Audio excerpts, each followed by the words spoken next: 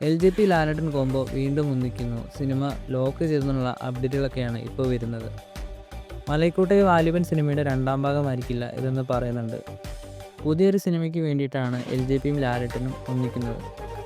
ഒരു action thriller ജോണറിൽ വരുന്ന ചിത്രമാണെന്നും പറയുന്നുണ്ട്.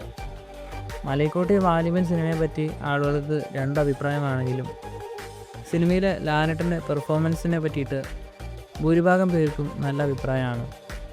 ഇപ്പോൾ റീസെൻ്റ്ലി രണ്ടാമൂഴം സിനിമയുടെ അപ്ഡേറ്റൊക്കെ വന്നപ്പോൾ മലൈക്കോട്ടെ വാലിബനിലെ ലാലേട്ടൻ്റെ പെർഫോമൻസിനെ പറ്റി എക്സിലൊക്കെ ചർച്ച നമ്മൾ കണ്ടതാണ്.